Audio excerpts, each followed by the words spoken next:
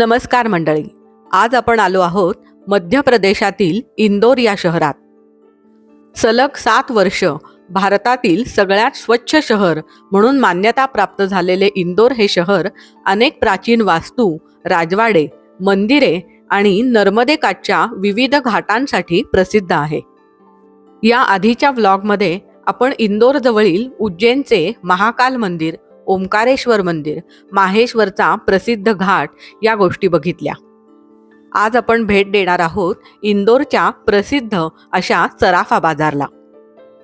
नावाप्रमाणे सराफा बाजार म्हणजे येथे सोन्या चांदीची दुकाने आहेत. दिवसभर येथे सोन्या चांदीचे व्यवहार चालतात आणि रात्री दुकाने बंद झाली की खवय्यांची महफिल सजते.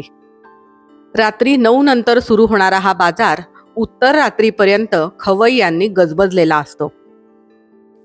सराफा बाजारच्या परिसरात अनेक लहान मोठी शॉप्स आढळतात. इथे मिळणाऱ्या सजावटीच्या पारंपरिक वस्तू, रंगीबिरंगी हर तऱ्हेचे कपडे आणि नमकीन याच्या खरेदीसाठी पर्यटकांची नुसती झुंबड उडालेली असते.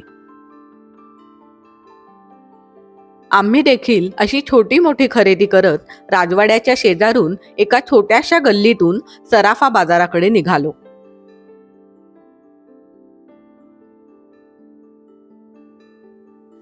वाटेमध्ये हे गोपाल कृष्णाचे सुंदर मंदिर लागले. दगडी बांधकाम असलेले हे मंदिर आतून खरोखरच बघण्यासारखे आहे.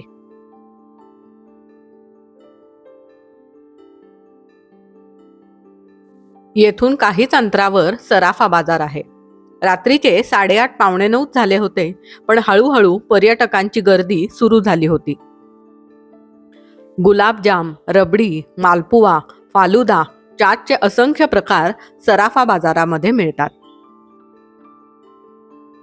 आम्ही देखील हळूहळू या गर्दीचा भाग बनत पेटपूजेस सुरुवात केली. चला तर मग तोंडाला पाणी सुटवणाऱ्या अनोख्या अशा सराफा बाजारची सफर करूया.